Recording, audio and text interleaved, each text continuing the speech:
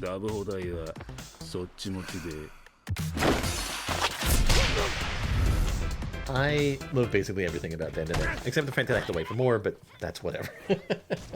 The intro song was incredibly catchy. I had to look it up and find out more about that group, Creepy Nuts, and found out that they have a bunch of other cool songs. They also do the intro song for the last season of Naturally, and even like the other music that it's used in the show serves really well to set the tone and helps keep you in it, especially during like the action scenes. Animation style is incredibly expressive and flexible in how it depicts everything from emotions to actions. And I'm always getting surprised by like the set pieces and really enjoy how the world around the characters transforms with the story. Characters are also great. Momo and Otakun are super cute, and I love how they complement each other perfectly, but yet aren't really ready to admit it. Even though that's kind of tropey, it's still cute. They also seem to give enough time to let a character have their moment, like Otakun reflecting on his feelings about past events, and then even giving the lady in red the time to fully wreck me emotionally as they went over her backstory in episode 7.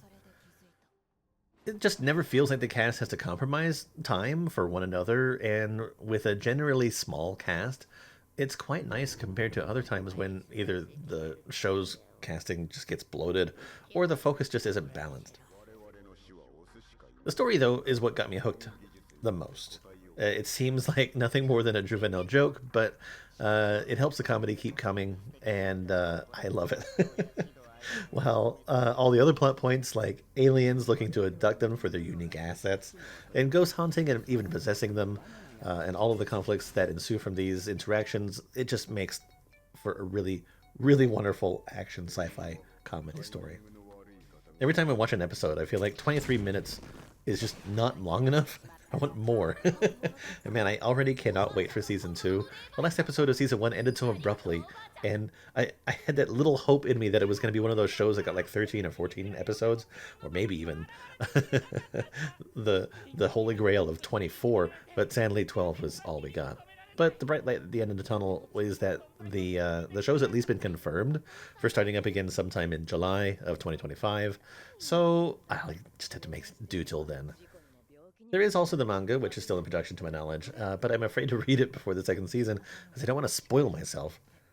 I really just can't say enough about this show. It makes me want to learn more about the cultural references that it makes, to find out more about the people that made it.